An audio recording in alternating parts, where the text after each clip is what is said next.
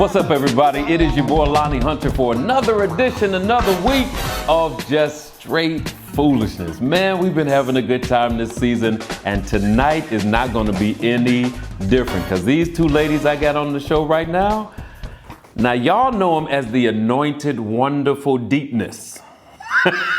I know the foolishness. So we about to get into it. My baby girl for real, Miss Kim McFarland is on the show. Hey, Kimmy. Hey, Lonnie, how you doing? I'm good, babe.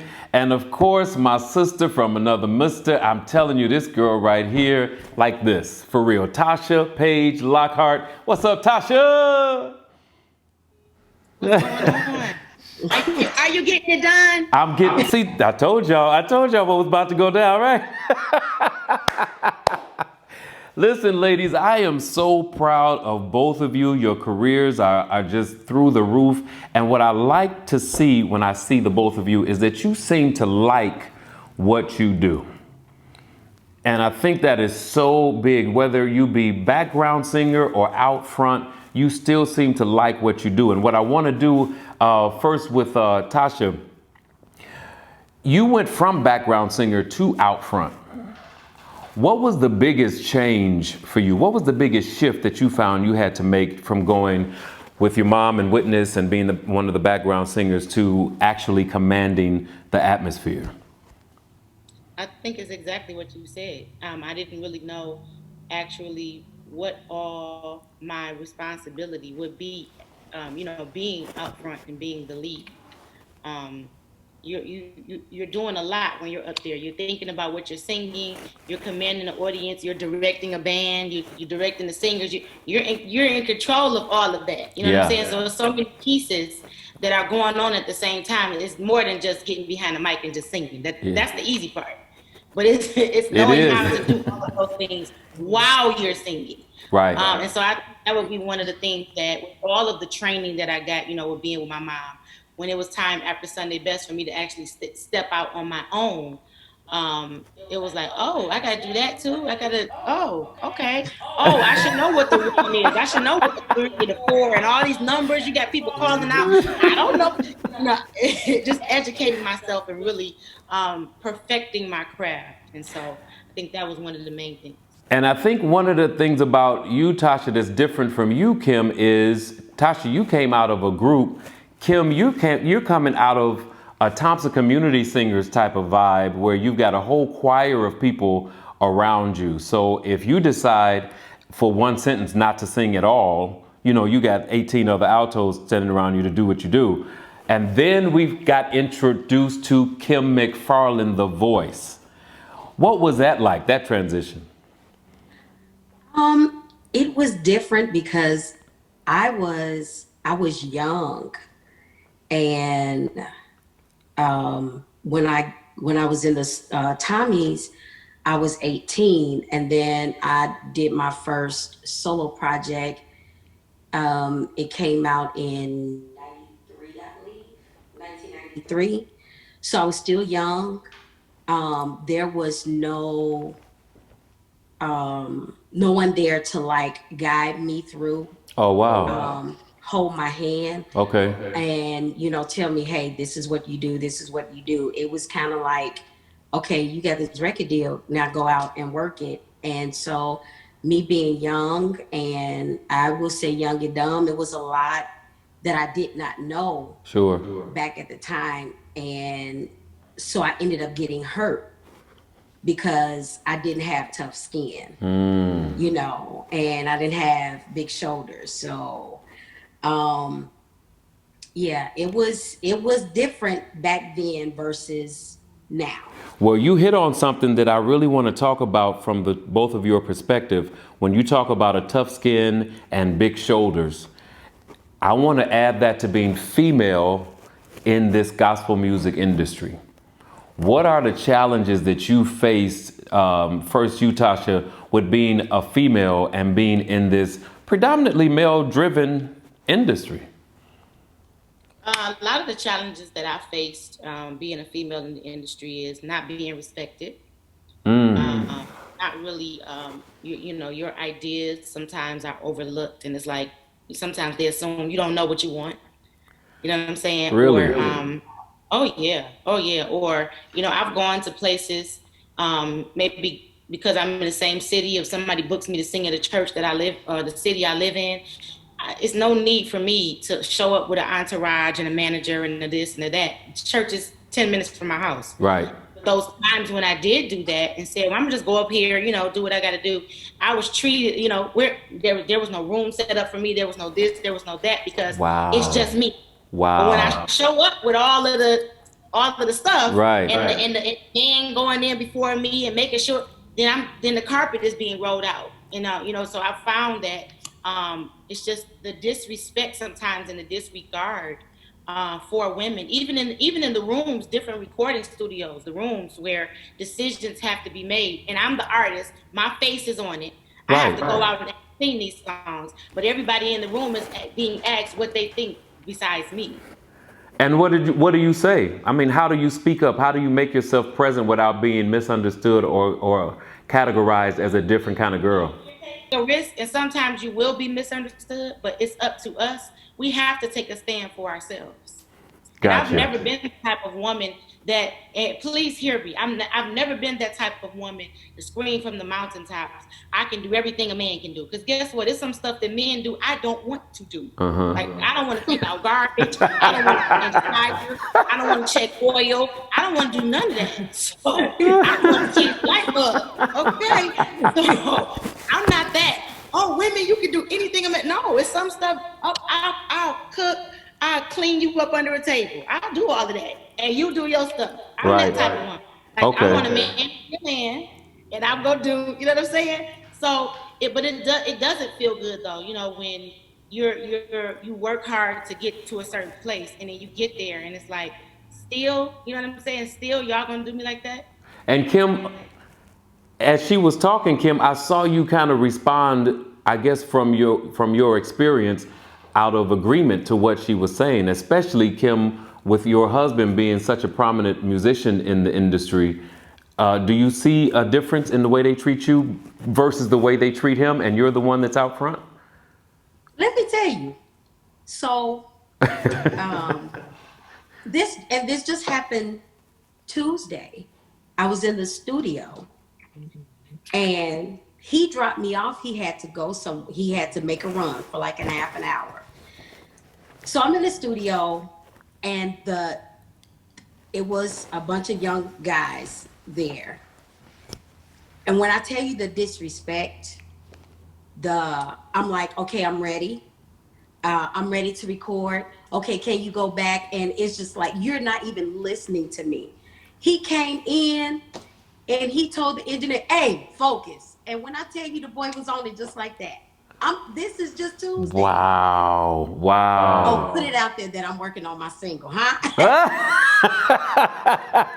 What'd you say? Just put it out there. Wow, I'm in the studio. We're here. No. That is incredible because I'm telling you, ladies, coming from a man's perspective, I have never experienced what you all are talking about, because I, like your husband, walk in and say focus, and I get the focus, but I don't see what's happening before I get in to say focus on how they've been treating whoever's there before me. So I think it's an eye-opener for a lot of people watching right now that we don't know that this is happening if we are not female. So you're opening up a lot of eyes right here. What do you think that disrespect is about? Is it just because you're women? I think that's what it is. I think it's because we're women. And, they feel like they have the upper hand. And then, of course, my husband is like, they're working for you. You tell them what you want. And that's the way we think as men. That's the way we think. Exactly. But it's different. It's different when you telling them that, and then they're looking at you like, please. That's crazy. So it's yeah. That's crazy. I want to talk about where you all come from because, Tasha, your legacy, your mom has what we call in the industry a signature voice. No matter what she sings, we know that that's her singing it, period. Just hands down. But when you came out, you had to tell people that you were her daughter, because while your sound is signature, some people you can tell comes from a specific family. You never fell into that groove of she's got to be Lisa Page's daughter. Yeah. You got your own sound, your own identity, but when I see you and your mom together, what you think would not sound right together because they're so different, boy, y'all come together like white on rice. I mean, and it's good for real. So do you feel like that there is an industry standard for you when you come in and people know where you come from? Is there a standard already put on you to do a certain thing or perform a certain way? Or There is, and I know Kim can relate to this as well, coming from, such a historic place in gospel music like Chicago. Whenever, before you even open your mouth and they say, well, where are you from? As soon as I say Detroit, it's like, oh, okay. They automatically going to think I can sing. And it's like, I'm like, oh, I hope I do. right? The same way, too, is like, even when I did Sunday Best, I didn't even write on the application. I didn't even put Page on there first. I just put Tasha Lockhart. I didn't go around saying my mother is this person. I didn't say her name. Yeah. I didn't want them to associate me with that and think I was trying to get brownie points or even disqualify me to say, well, you shouldn't be here because. So I never said anything about it. Worked. I remember they didn't even recognize me. And I grew up around Donnie and Yolanda. They didn't recognize me in my audition. Neither did Cece. I remember when I was standing on stage, the first show, because Big Jim Wright, God rest his soul, what he kept doing was giving me the first couple of songs I got. If you go back and look at the Sunday Best recordings, they kept giving me all Detroit songs. We had Not You by Karen Clark. I had Wrapped Up, Tied Up, Tangled Up by the Whitfield Company. I had Alabaster Box. I had to sing CeCe's song in front of her. So they kept giving me all of these Detroit songs. And so when I was standing up there, it was like Tasha Page Lockhart from Detroit, Michigan, I looked in Yolanda's eyes and she looked at Donnie, and this is why we're filming. We had already been in rehearsals. We had already the audition. She said, and did just like that. So it wasn't a thing of I was trying to use that to get anywhere. Wow. Because I wanted it to be fair. You know what I'm saying? But well, I got to tell you.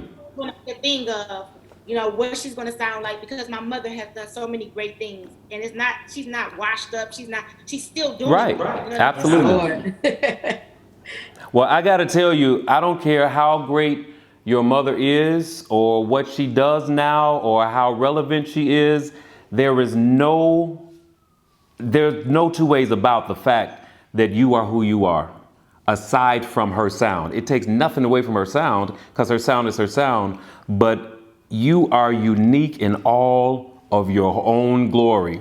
And I was one of the people that was watching Sunday's Best and did not know that that's who you were related to until later on in the show. And I was like, she's been singing background with her for a minute and I've been looking at these girls.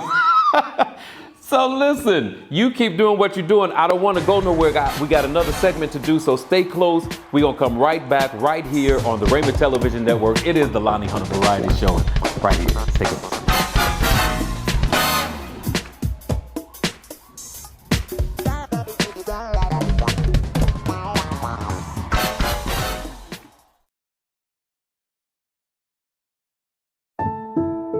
I wish I could, but I just don't know how. I don't have the time. I don't have enough technical knowledge to pull this off. I'm too young. No one will listen to me. So what's really holding you back? What if you could create the life you imagine no matter the circumstance or what others think? What if you could move the fear or use it? The choice is yours. Change your thinking, you change your life. So if you're willing to take a risk on you to give up something so you can go up, follow me on social media with hundreds of like-minded people becoming the best that they can be. After all, we came to shape the future. Take care. To improve, to impact, to inspire, It's not what I do, but merely who I am, who I'm called to be. I am William A. Brownlee Sr., overseer and founder of Emmanuel Christian Center of Philadelphia and Los Angeles, California. I'm also an author to the nations, and one of my favorite quotes from my book, The Life Changers Quotes for Life, is leadership is not about control. It's about empowering others to take control of their choices. As overseer of Emmanuel Christian Center of Philadelphia and Los Angeles, I invite you to a place of love and no judgment, for we are the church. We are here to repair the breach, for we are the community who are assigned to build communities and become an impact in individual spiritual and natural lives. Visit us, www.emmanuelchristiancenterinc.com, and on Instagram at Emmanuel Christ Inc. I love you all to life, and I'll see you soon.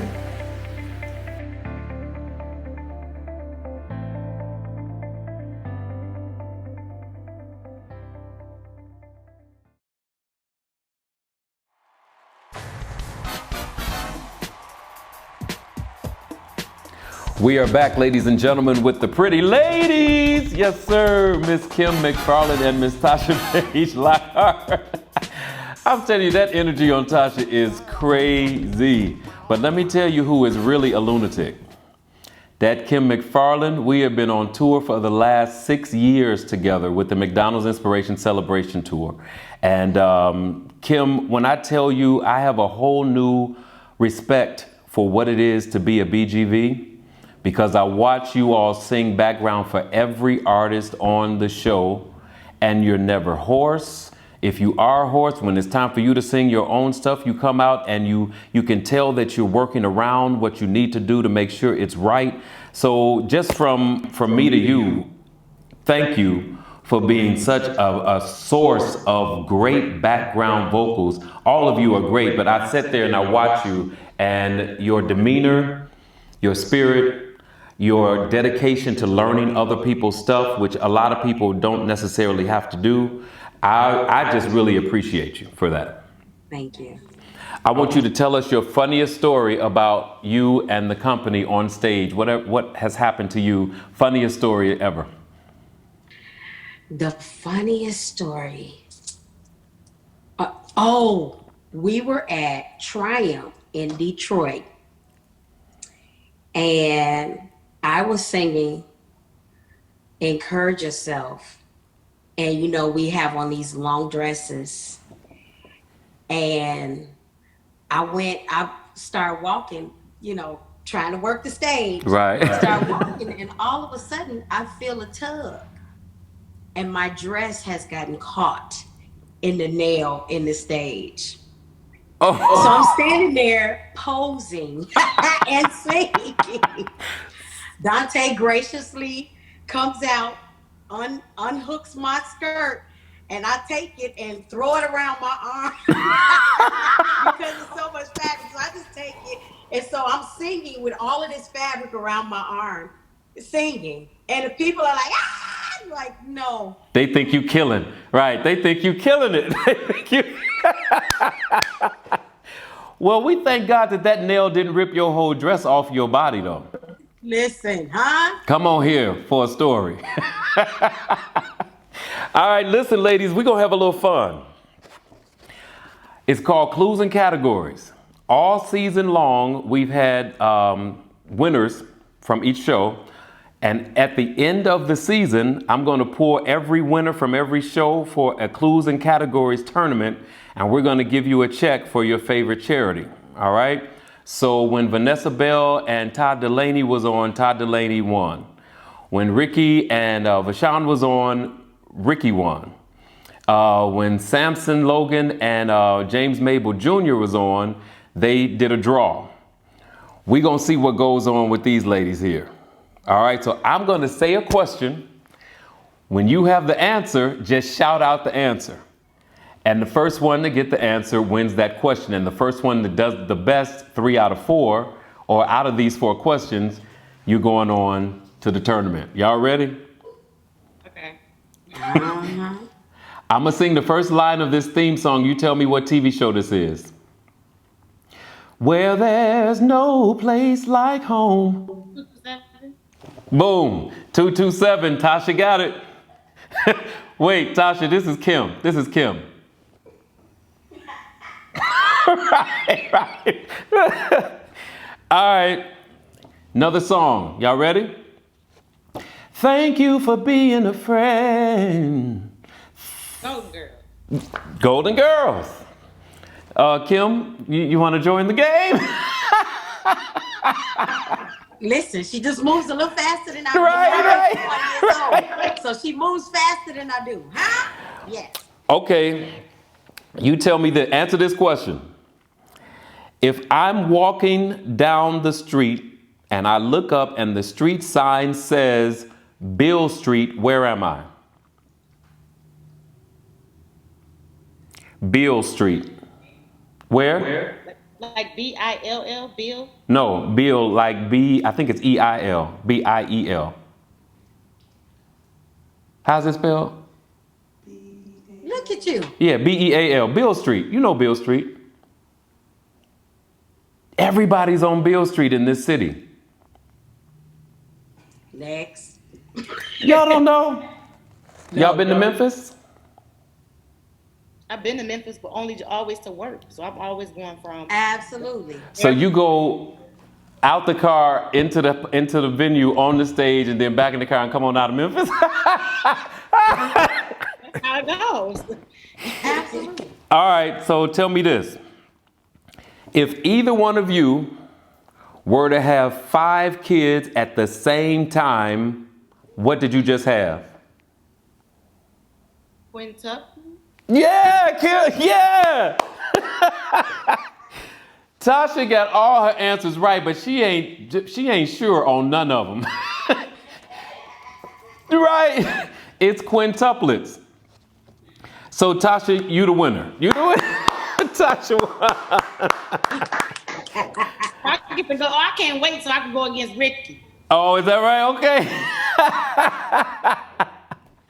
That is gonna be crazy. What I want to do. Todd Delaney, because Todd Delaney talks a lot of trash. All the time. He's very competitive. Oh, He's very competitive. So you got it out for Todd and you got it out for Ricky. We gonna see how that plays out. Really for Todd, but Ricky is gonna get caught in that crossfire. Listen, I want to thank you all for coming and spending this half hour with me. I just wanted people to see you in your house, in your own atmosphere, just having a good time. In this COVID situation, what are you doing, Tasha, to stay busy and to stay forward motion? I have been working, working on new music and writing, just taking time out, spending time with my family. I literally got home this morning at about 8:30, 9 o'clock a.m. I have been in the studio all night. Wow. That's really what I've been doing this whole time, just taking this time out to really hone into, God, what is my next move? What do you want me to say? Positioning myself for, the next big thing that I'm going to be doing. So it's been a humbling experience, like for everyone, you know what I mean? Because the playing field was level. Yeah. How much money you had? You couldn't buy a ticket out the house. Right. Everybody was, shut down. So that's basically what I've been doing. So you have new music coming out? You working on new music then? It's a new song called Why Not Me. So it's out now. It's doing pretty good right now, but we're working on releasing the full project. Fantastic. And what about you, Kimmy? You gave us a little tease about you being in the studio. Yes. It's been what, 20-some years? Yes. It's been 20-some years. So yeah, finally I'm stepping back out and working on my working on my single. And then I am the minister of music at my church. So I'm always at my church.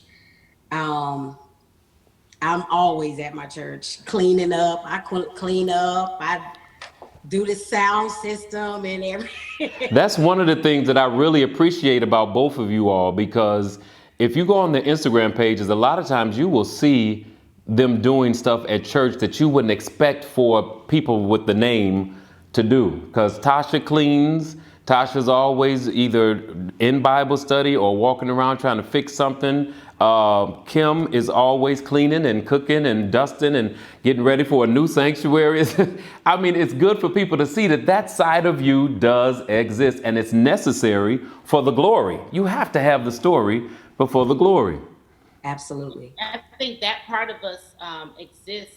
I think we exist outside of that because that part of us exists. Yep. You know what I'm Exactly. saying? What we've been blessed to do stems from our heart to serve and Yep. our heart toward God. Absolutely. And because of that, he always continues to open doors for us. Even throughout the whole pandemic, I was at the washing machine. I was washing clothes, and I heard the Spirit of God say so clear to me, "You will not go without because you have too much seed in the ground." So no Yeah. matter what happens, I don't care what happens.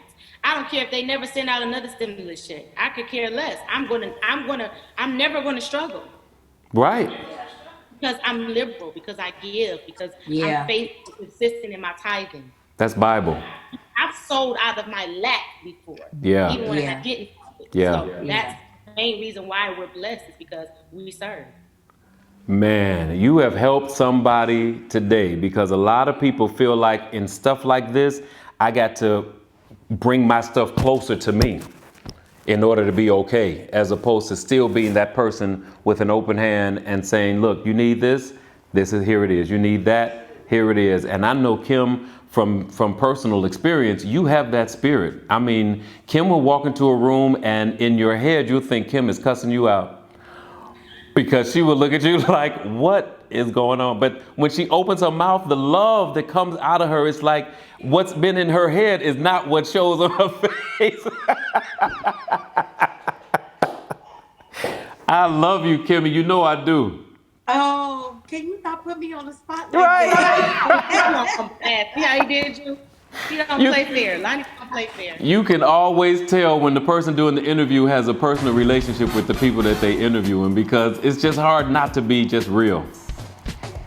And you two are two of the realest ladies in the industry, so I had to have you on the show, and I'm so glad that you were able to do it, because you're making season 2 even greater. So thank you for coming on, ladies.